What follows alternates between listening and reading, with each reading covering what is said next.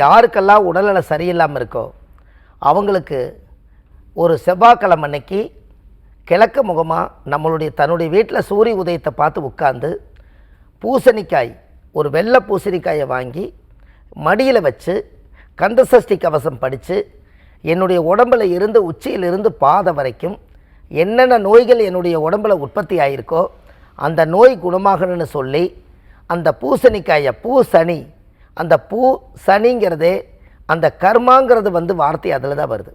அந்த நட்சத்திரத்தை சொல்லி என்னுடைய உடம்பில் இருக்கக்கூடிய இந்த தோஷங்கள்லாம் உடல் ரீதியாக வெளியேறணும்னு சொல்லி காஞ்சி பெரியவாவுடைய பரிகாரத்தை மனசார நினச்சி அந்த பூசணிக்காயை தொட்டு சாமி கும்பிட்டு, யாராவது ஒரு கோவில் வாசலில் அதை வேஸ்ட்டு பண்ணக்கூடாதுன்னு அந்த காலத்தில் அவர் சொல்லியிருக்கார். அதனால் யாராவது ஒருத்தர் தானம் வாங்குறதுக்குன்னே ஒருத்தர் இருப்பாங்க. அதை அவங்க கையில் கொடுத்துட்டு அவங்களுக்கு ஏதாவது உணவு, சாப்பாடு, தட்சணை கொடுத்துட்டு வாங்க. இதை பூசணிக்காயை வாங்கினவங்க ஏதாவது ஆயிடுவாங்களான்னு கேட்டால் அது ஆகாது. அதை வாங்குறதுக்குன்னு ஒரு கர்மா பிறந்திருக்கும்.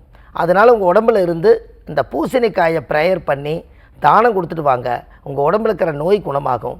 இதை முடிச்சுட்டு வைத்தீஸ்வரன் கோயிலில் போய் தைல நாயகி அம்மன் அந்த கோயிலில் போய் சாமிக்கு தேங்காய் பழம், மாலை, கல்கண்டு வாங்கி அர்ச்சனை பண்ணி இந்த சாமி மேலே ஊற்றின தீர்த்தத்தை குடிச்சிட்டு வாங்க. உடம்புல இருக்கிற நோய் தானாக குணமாகும்.